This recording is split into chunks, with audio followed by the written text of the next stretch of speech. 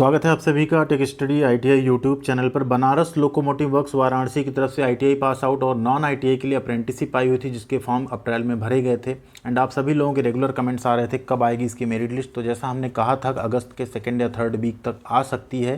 तो merit list अभी जारी की जा चुकी है, साथ में रिजेक्शन लिस्ट भी आई है, कितने फॉर्म रिजेक्ट हुए। एंड कट ऑफ भी जारी किया गया है, कितना कट ऑफ है और डॉक्यूमेंट वेरिफिकेशन के लिए क्या क्या लेके जाना है, कब जाना है, वो सारी चीज़ें जारी की जा चुकी हैं।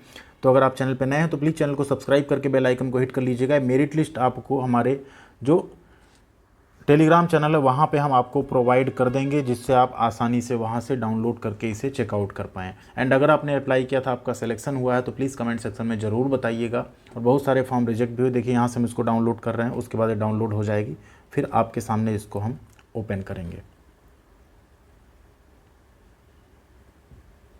चलिए यहाँ पे ये देखेंगे आप, ये जारी की गई 18 को, वेबसाइट पे 20 तारीख को अपडेट हुई ऑलमोस्ट, ठीक है।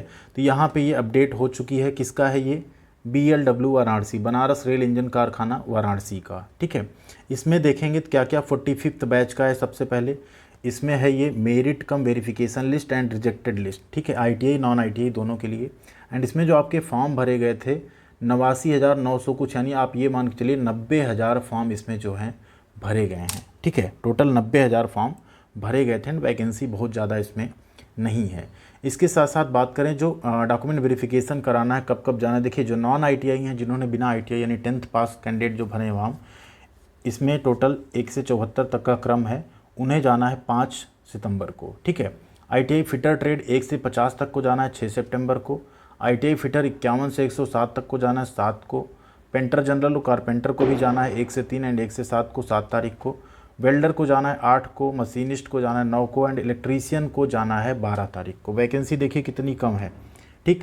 एंड जितना इसमें कट ऑफ गया उसके अकॉर्डिंग हमें, तो अभी जब दिखाएंगे आगे तो आपको पता चलेगा। इसकी 2nd मेरिट लिस्ट आप लिख के ले लो, पक्का आएगी, ठीक है। 2nd मेरिट लिस्ट इसकी ITI नॉन ITI दोनों केस में चांसेस पूरे हैं कि 2nd मेरिट लिस्ट ज़रूर आएगी, ठीक है। सबसे पहले यहाँ आइए कट ऑफ देखते हैं, जिससे देख के आप भी चौंकने वाले जैसे हम चौंक गए थे, ठीक है। यहाँ पे आइए नीचे एंड यहाँ मिलेगा आपको कट ऑफ। ITI का कट ऑफ छोड़ते हैं, पहले नॉन ITI का देखते हैं।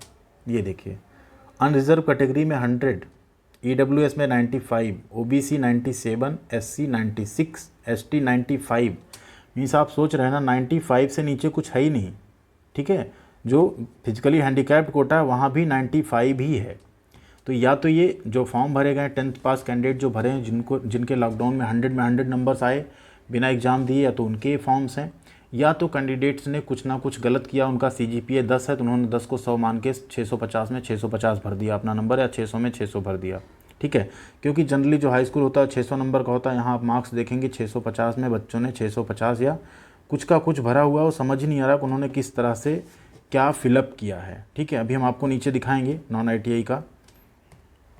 एंड साथ साथ जब ITI का आप देखेंगे, यहाँ पर ITI में फिटर की जो अनरिजर्व की मेरिट लिस्ट कट ऑफ है 91 है, क्योंकि वैकेंसी कम थी इसलिए कट ऑफ ज़्यादा जाना इसका बनता था।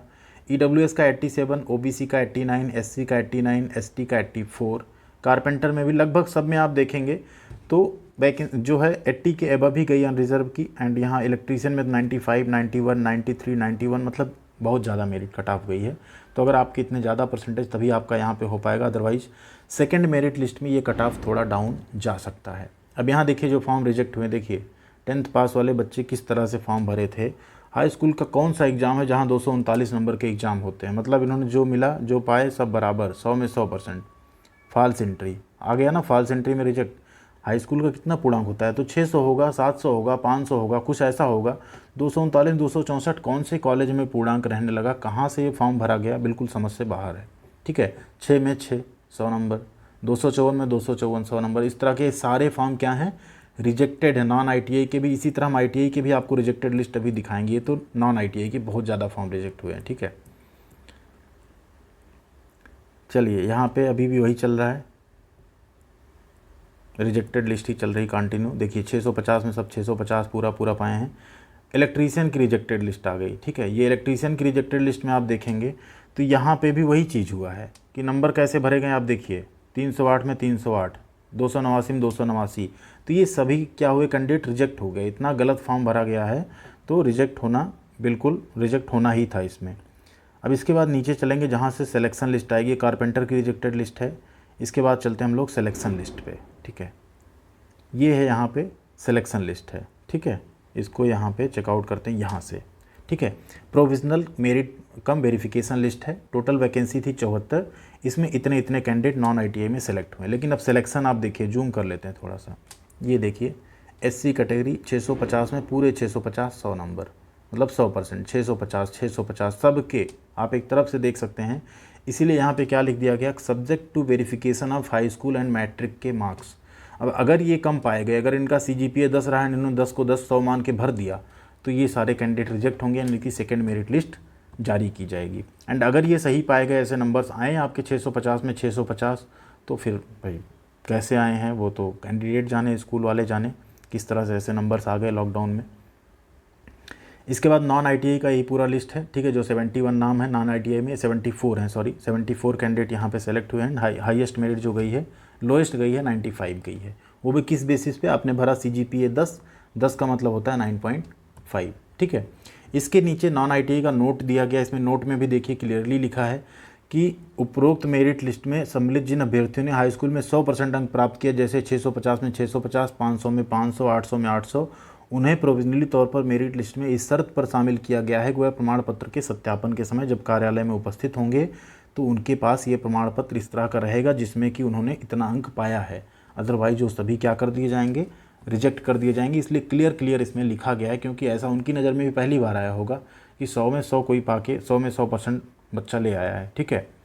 यहाँ देखिए साथ में ये भी लिख दिया गया, जिन अभ्यर्थियों ने हाई स्कूल में A+ ग्रेडिंग मिला है उन्हें 100% अंक मांगकर उन्हें प्रोविजनली तौर पर मेरिट लिस्ट में इस शर्त पर शामिल किया गया है कि जब वो कार्यालय में आएंगे तो वो भी वो चीज़ इस चीज़ को वहाँ शो कर पाएंगे, अदरवाइज़ उन्हें भी रिजेक्ट कर दिया जाएगा।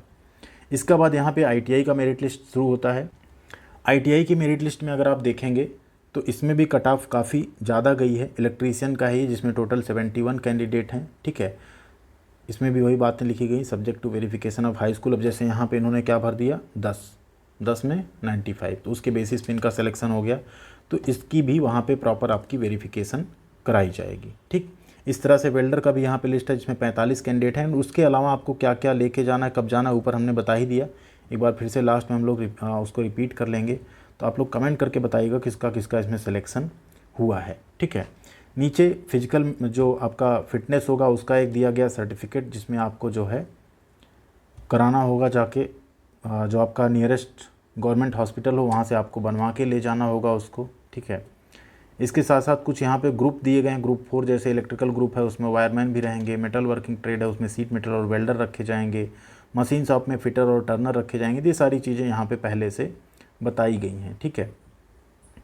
एंड यहाँ पे ये अप्रेंटिसशिप रूल के बारे में कुछ बताया गया, कितना आपको कैसे क्या हाइट वेट ये सब आपका होना चाहिए फिटनेस में। स्टैंडर्ड विजन के बारे में बात की गई है। और नीचे आपको प्रोफार्मा मिल जाता है कि इस पर आपको फिटनेस सर्टिफिकेट बनवा के ले जाना है। इसके नीचे आपको कास्ट सर्टिफिकेट का प्रोफार्मा मिल जाएगा, ठीक है। तो यहाँ पे ये प्रोफार्मा में आपको सारे चीज़ें जो डॉक्यूमेंट्स है आपको ये है डिसेबिलिटी का, और इसके ऊपर है आपका मेडिकल फिटनेस सर्टिफिकेट का। ये दोनों आपको जो है बनवा के वहाँ पे ले जाना होगा गवर्नमेंट हॉस्पिटल से, प्रॉपर अप्रूव करवा के, तभी आप वहाँ पे डॉक्यूमेंट वेरिफिकेशन में शामिल हो पाएंगे।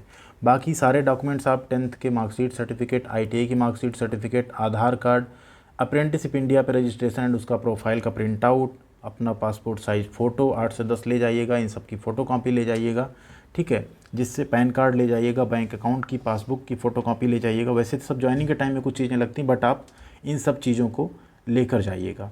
एंड कब जाना है उसके बारे में यहाँ पे पहले ही दूसरे पेज पे बात हो गई, पहले पेज पे ही, ठीक है। ये डेट आप देख लीजिए, इसके अकॉर्डिंग आपको जाना है। बाकी आप लोग अपना मेल एंड ये सब भी चेकआउट करते रहिएगा, उस पर भी आपको इन्फॉर्मेशन इसकी मिल सकती है।